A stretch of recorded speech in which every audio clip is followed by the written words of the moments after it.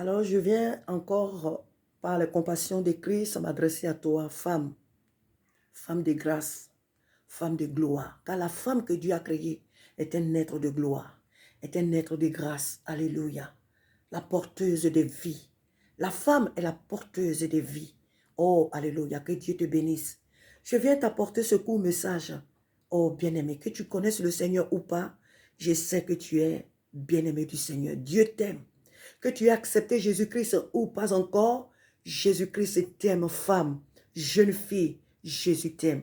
Alors le message que le Seigneur t'apporte en ce moment est que, en ce moment même, tu es sur le point, d'avorter. Pour toi qui es enceinte, pour toi qui a été avorté, ce message, plutôt qui a été violé, ce message s'adresse à toi. Et dans ce viol, tu as conçu un être qui actuellement est en toi, qui respire, qui n'attend que entrer dans ce monde pour vivre la vie que Dieu lui a donnée. Oh, madame, jeune fille, c'est vrai que tu es déçue, tu es abattue, et tout ton être, tes pensées chaque jour, c'est d'aller avorter. Mais le Seigneur te dit, n'avorte pas, parce que c'est un être merveilleux qui est en ton sein. C'est vrai que tu as été violé. Les conditions dans lesquelles tu as conçu cet enfant ne sont pas du tout agréables. C'est une occasion honteuse, désastreuse, et c'est vrai. Mais Dieu t'aime, malgré ce que tu viens de connaître, de subir. N'oublie pas que Dieu t'aime. Ne dis pas, mais si Dieu était là, pourquoi est-ce que ces choses, je les ai connues? Oh, c'est vrai, Dieu est toujours avec nous. Même au plus profond du puits, Dieu est toujours là. Alléluia.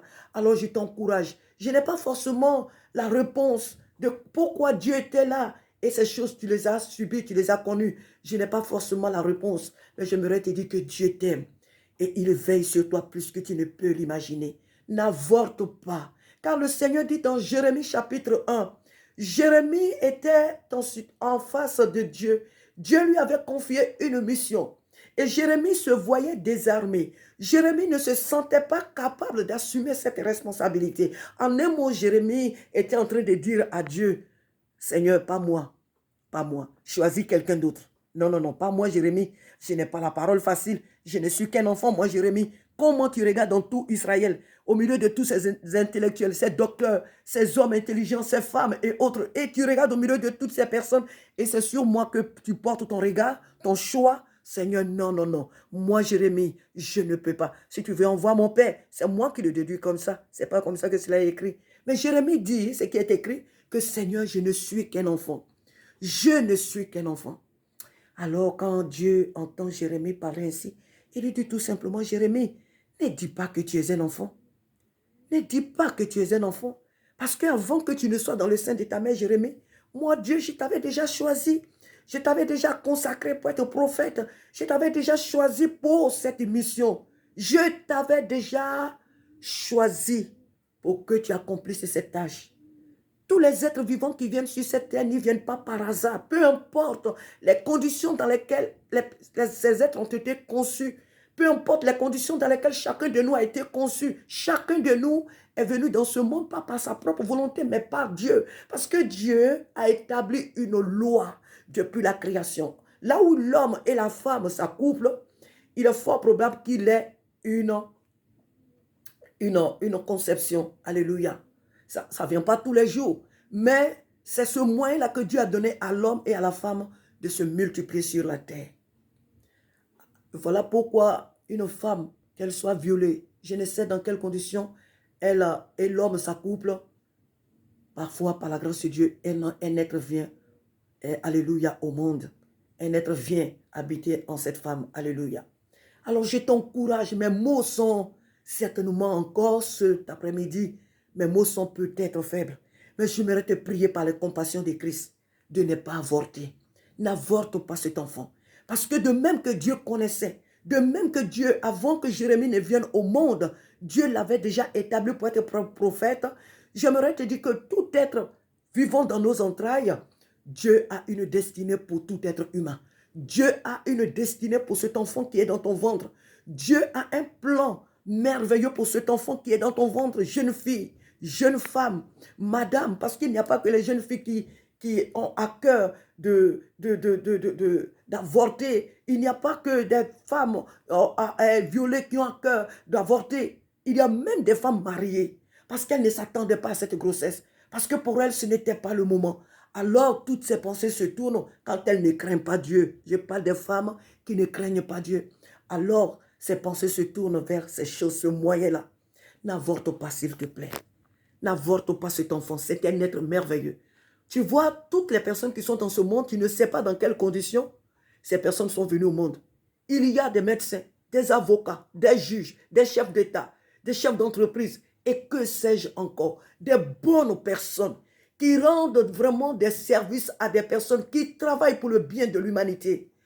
Tu ne sais pas dans quelles conditions ces personnes-là sont venues au monde. Je ne dis pas que tous sont venus au monde par des viols, mais je dis certains, alléluia, certains parmi eux sont même nés des viols.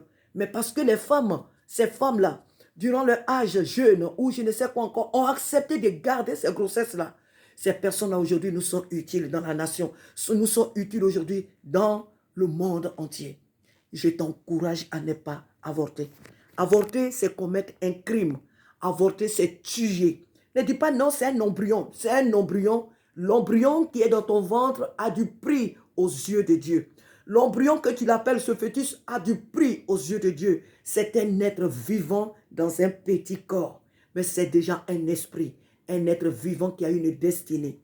Je te prie par la compassion de Christ, n'avorte pas. Je comprends en tant que femme ta douleur. Je comprends en tant que femme ton humiliation, ton désarroi. Mais je t'encourage à crier à l'Éternel. Appelle Dieu. Tu es peut-être encore chez tes parents, ils vont te renier. Ils vont te chasser même peut-être de la maison. Je ne sais dans quelles conditions tu te trouves. Et tu te dis, mais comment est-ce que je vais faire? Je n'ai pas encore fini mes études. Je dois passer bientôt mes examens. Mais comment je vais faire dans cette situation? Ne t'affole pas. Dieu est un Dieu vivant. Le Dieu que je sers est un Dieu vivant. Jésus-Christ est vivant. Il ne t'abandonnera pas, s'il te plaît. N'avorte pas. Garde cet enfant. Garde cet enfant. Garde-le jusqu'à ce qu'il vienne au monde. Garde-le. Alléluia.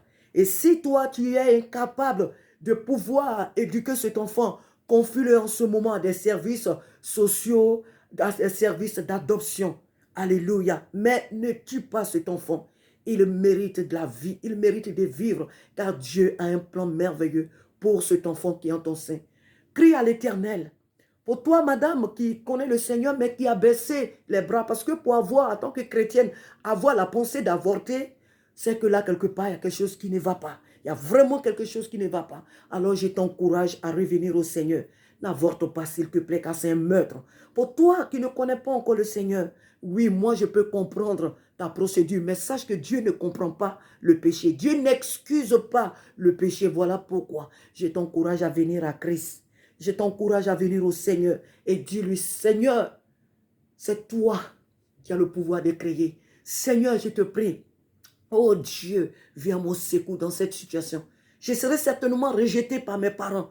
Je serai certainement, oh Seigneur Dieu de gloire, je vais certainement souffrir avec cette grossesse. Mais j'ai besoin de toi.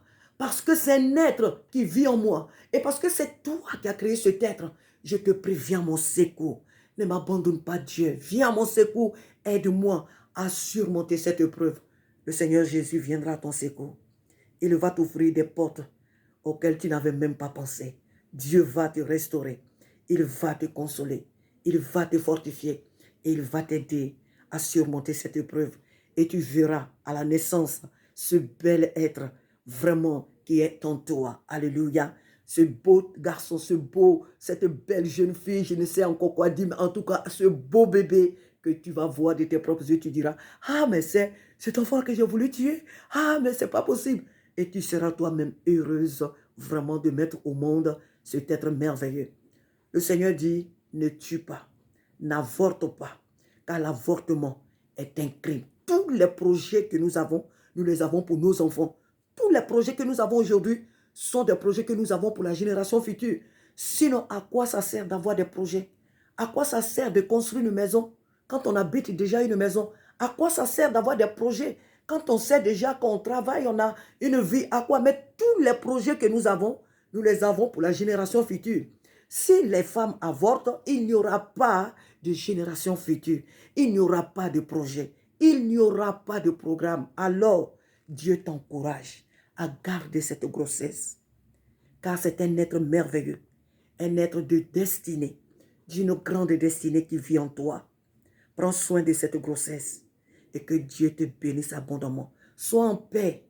Sois guéri de cette blessure pour toi qui a été violée. Sois en paix. Et que le Seigneur te console. Que le Seigneur te fortifie. Qu'il te donne la force de surmonter cette épreuve. Prends courage. Car cet enfant qui vient au monde est ta consolation aussi d'une part. Cet enfant qui vient au monde est une bénédiction pour toi. Que Dieu te bénisse et à très bientôt. Amen.